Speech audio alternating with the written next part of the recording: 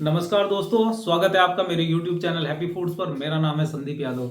दोस्तों, जैसा आप जानते ही हैं कि इस वीडियो में हम चर्चा करते हैं खाने पीने की चीज़ों के बारे में, उनके पोषक तत्वों के बारे में, उनसे मिलने वाली कैलोरीज के बारे में। दोस्तों, ये तो खाने पीने की चीज़ों की बहुत बड़ी लिस्ट है, इसलिए मैं कोशिश करता हूँ रोज़ एक वीडियो आपके लिए तैयार करूँ और आपको बताऊँ उनकी कैलोरीज के बारे में, उनके पोषक तत्वों के बारे में। चाहे वो सामग्री आपके घर में बन रही हो, खाना आपके घर में बन रहा हो, कहीं रेस्टोरेंट से या कहीं पैक्ड आइटम आप खा रहे हो, लेकिन आपको पता होना चाहिए उससे आपको कितनी कैलोरीज मिल रही है, क्या उसके फायदे हैं शरीर को और क्या उसके साइड इफेक्ट हो सकते हैं।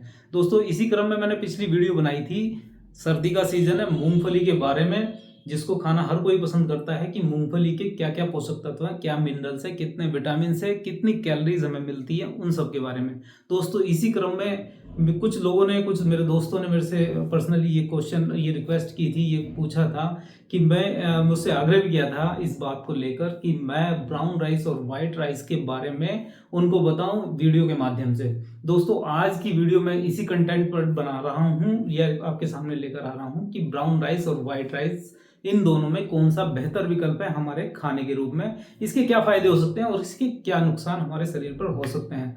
दोस्तों, आपको मैं दोनों का कंपैरिजन बताऊंगा, उससे आप आसानी से अंदाजा लगा लेंगे कि इन दोनों में क्या अंतर है, किस चीज को हमें खाना, कौन से चावल को खाना चाहिए और कौन से चावल को नहीं खाना चाहिए। तो दोस्तों, शुरू करते हैं आज की वीडियो और इसको एक तालिका के माध्यम से समझने की कोशिश करेंगे कि ब्राउन राइस और व्हाइट राइस में क्या डिफरेंस है बेसिकली। दोस्तों, एक तरफ हम लिखते हैं ब्राउन राइस और दूसरी तरफ लिख लेते हैं व्हाइट राइस।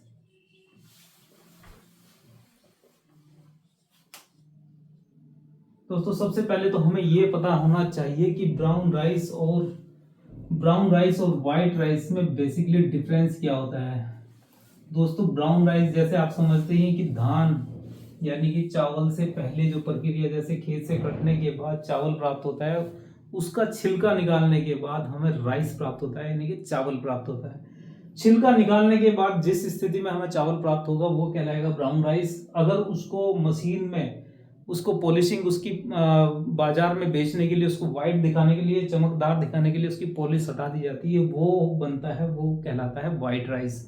दोनों के बीच में इसी प्रक्रिया में क्या इनकी न्यूट्रिशन वैल्यू में अंतर आता है, ये कहाँ फायदेमंद है, इसके क्या नुकसान हो सकते हैं, जानते हैं। दोस्तों, सबसे पहले कंपैरिजन करते हैं। दोस्तों, इसका कंपैरिजन करने के लिए हम बेस वैल्यू ले लेते हैं 100 ग्राम प्रति 100 ग्राम, इससे हमें कितनी कैलोरीज या न्यूट्रिशन वैल्यू प्राप्त होगी।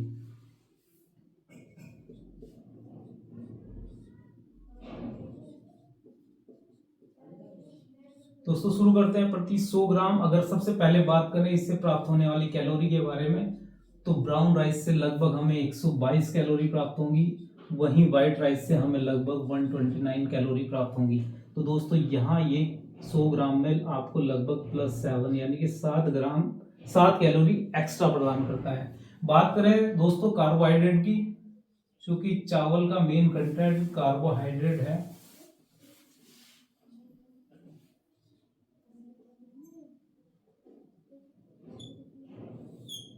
तो यहां अगर बात करें कार्बोहाइड्रेट की, तो दोस्तों यहां से हमें लगभग 25 ग्राम कार्बोहाइड्रेट प्राप्त होगा और यहां लगभग 28 ग्राम कार्बोहाइड्रेट प्राप्त होगा। दोस्तों, यहां आसानी से आप देख सकते हैं लगभग 3 ग्राम एक्स्ट्रा कार्बोहाइड्रेट प्राप्त होता है ब्राउन राइस के कंपैरिजन में व्हाइट राइस से। दोस्तों, अगर बात करें यहाँ प्रोटीन की, इसका एक कंटेंट राइस का प्रोटीन भी है, यहाँ लगभग 2.7 ग्राम प्रोटीन आपको प्राप्त होगा और यहाँ आपको लगभग 2.67 ग्राम, अप्रोक्सीमेटली मान सकते हैं लगभग इक्वल प्रोटीन प्राप्त होगा दोनों से।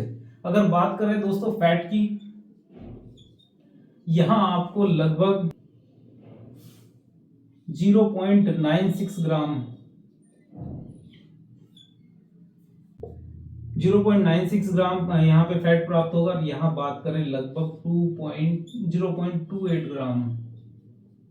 दोस्तों, फैट की मात्रा बहुत ज्यादा नहीं है, 1 ग्राम के अप्रोक्सीमेटली यहाँ है या 1 ग्राम से कम है।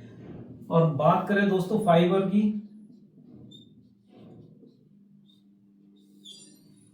यहाँ लगभग 1.4 ग्राम आपको फाइबर प्राप्त होगा और यहाँ लगभग 0.40 ग्राम। दोस्तों सॉरी, ये 1.6 ग्राम लगभग। दोस्तों ये न्यूट्रिशन वैल्यू है, जो पोषक तत्व है, मेन पोषक तत्व हमें जो राइस से प्राप्त होते हैं। कैलोरीज की बात करें लगभग इक्वल ही है, 7 कैलोरीज एक्स्ट्रा प्राप्त होगी अगर 100 ग्राम लेंगे हम। 25 ग्राम और 28 ग्राम, यहाँ 3 ग्राम आपको ज्यादा कार्बोहाइड्रेट मिलेगा। अगर प्रोटीन की बात करें लगभग इक्वल है।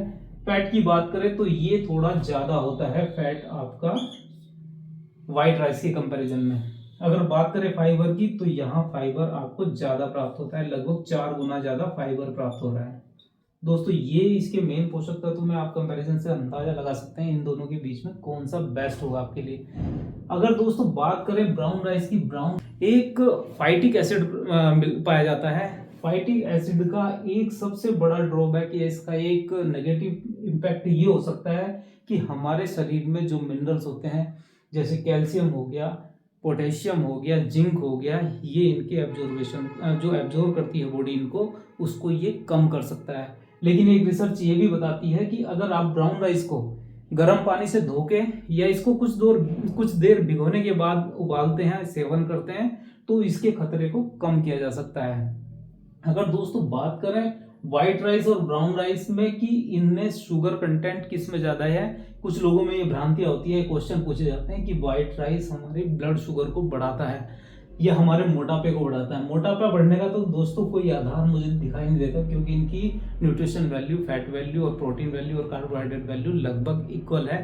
बात करते हैं इसकी जो ब्लड शुगर बढ़ाने की बात है, तो दोस्तों ये डिपेंड करता है हर भोज्य पदार्थ के जीआई मान पे है। एक हर भोजन जो भोजन हमारा तैयार होता है या कोई भी पेय पदार्थ हो, उसका एक ग्लाइसेमिक इंडेक्स होता है। ग्लाइसेमिक इंडेक्स ये बताता है जिसका ग्लाइसेमिक इंडेक्स ज्यादा होगा वो भोजन हमारे ब्लड शुगर को बढ़ाने के लिए मतलब उसको हमारे ब्लड शुगर को बढ़ाएगा।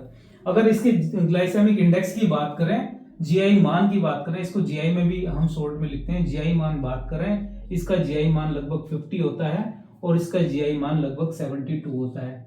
तो ये दोस्तों ये जो इससे अंदाजा लगता है कि व्हाइट राइस हमारे ब्लड शुगर को थोड़ा बढ़ा सकता है। ये उन लोगों के लिए थोड़ा सा नुकसान कर सकते हैं जो ऑलरेडी शुगर पेशेंट है, वो डॉक्टर की सलाह से इसका सेवन कर सकते हैं। लेकिन एक नियमित व्यक्ति, स्वस्थ व्यक्ति इन दोनों में से किसी भी चावल का इस्तेमाल कर सकता है। दोस्तों अगर इसके दूसरे न्यूट्रिशन वैल्यू मिनरल्स की बात करें तो यहाँ लगभग बराबर वैल्यू प्राप्त होती है।